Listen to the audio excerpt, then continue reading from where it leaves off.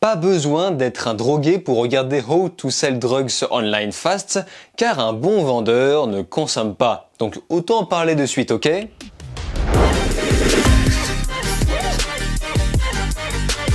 Salut à tous, c'est Vince alias Amir Game et aujourd'hui on se retrouve pour parler de How to Sell Drugs Online Fast. Trouvez-moi un autre titre encore plus long. À l'occasion de la seconde saison, je vais en profiter pour faire un petit crochet sur la première, bien évidemment, vu que c'est la première fois que je parle de cette série allemande. Série pas très connue que j'ai découvert en vérité il y a peu. Mais ce dont je suis sûr, c'est qu'elle plaira à énormément de monde. Car chaque épisode est justement comme une drogue, on n'a pas envie de s'arrêter, c'est très addictif, on se dit à chaque fois, allez, encore un épisode, après j'arrête, et ça fait longtemps que je n'ai pas ressenti ça. Et sa suite proposera, comme son prédécesseur, 6 épisodes de 30 à 35 minutes environ. Pour faire simple sur l'histoire, le tout se focalise sur le personnage de Moritz, qui se donnera pour objectif de reconquérir sa copine, Lisa. Cette dernière décide de faire une pause, enfin le baratin habituel de tous les couples adolescents, parce que oui, j'ai oublié de le préciser, mais il s'agit encore une fois d'une série de teenagers. D'ailleurs, je pense que la majorité des productions Netflix ont pour cible les adolescents. Quand on sait que The Kissing Booth est le trailer le plus vu sur la chaîne officielle de Netflix sur YouTube, c'est pas un hasard. Mais heureusement que How to Sell Drugs Online Fast relève le niveau. Donc Moritz veut récupérer sa copine et pour ça il s'allie avec son meilleur ami Lenny pour créer une vente en ligne de drogue, de l'ecstasy plus précisément. Bon alors j'ai résumé extrêmement grossièrement et vous devez vous dire ok c'est quoi le rapport entre la vente de drogue en ligne et sa putain de copine? Eh bien je vous laisse justement la surprise pour ne pas entrer dans les spoils. Et concernant la première saison, lorsque j'ai découvert cette série, je me suis dit une chose, c'est ouf. Franchement, c'est ouf. On va beaucoup miser sur le dynamisme du montage et l'utilisation des réseaux sociaux sont excellents. Donc pas de bruitage chelou technologique bizarre ajouté au montage qui parle de Facebook, Twitter ou ce que vous voulez. Rien d'autre que le bruit du clic et du clavier. Mais avec quand même une utilisation d'interface qui marche plutôt bien. Les acteurs jouent parfaitement bien leur rôle et s'imprègnent vraiment de leur personnage, ce qui les rend d'autant plus attachants. Et la réal à côté de ça est super propre, enfin j'ai presque envie de lécher l'écran tellement que c'est clean. Ce qui est excellent dans la série est qu'elle parvient à rester dans une ambiance très second degré, très décomplexé, mais malgré tout, de temps en temps, elle propose quelques moments de pause, un peu plus drama, histoire de faire respirer la globalité de la série, afin de recentrer le spectateur et s'attacher à nouveau au personnage. C'est ce que j'appelle la meilleure sauce pour créer une comédie. Par exemple, le film Shazam, le plus gros défaut de ce dernier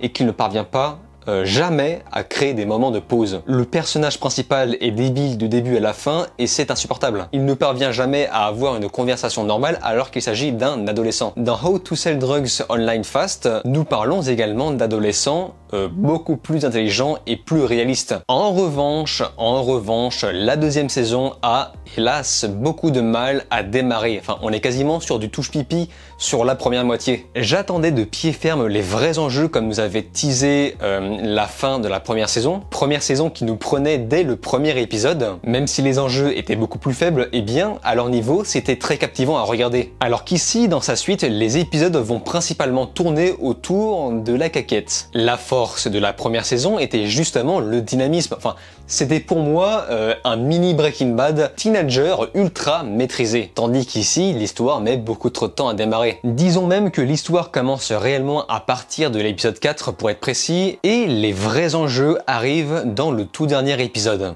Et c'est très frustrant. Genre à la fin, je me suis dit, ok, là, il se passe quelque chose d'intéressant. L'épisode 6 aurait dû être pour moi l'épisode 3. Et là, on aurait retrouvé ce dynamisme qui nous manquait. Mais heureusement que les personnages continueront d'évoluer correctement et les liens qui tissent entre eux fonctionnent toujours. D'ailleurs, je dirais même que cette saison est consacrée plus principalement sur l'évolution des personnages. Le monde au début et à la fin n'est heureusement pas du tout le même pour les personnages. Donc cette suite ne se fout pas trop de notre gueule non plus. Et toujours rien à reprocher aux acteurs qui tiennent encore leur personnage comme si c'était réel. Alors qu'encore une fois, tout est pris au second degré. La réalisation, quant à elle, est toujours sur la même longueur, c'est clair et lisible sur l'élaboration de chaque plan. Et le tout est parfaitement harmonié grâce à la qualité du montage. Exactement le même petit travail de montage que la première saison, avec les espèces de narration, changement de plan rapide, screen de réseaux sociaux qui s'affichent à l'écran. Tu peux difficilement passer à côté de quelque chose grâce à la clarté de l'ensemble, et c'est aussi la qualité des dialogues pimpants qui permettront de donner cette clarté. Et la série a tendance quelquefois à jouer avec les effets de Netflix au montage pour tromper le spectateur en perçant le quatrième mur, même si c'est moins fréquent dans la saison 2. Et sur le coup, ça surprend vraiment. Évidemment, lors des phases de montage où les plans s'enchaînent à toute vitesse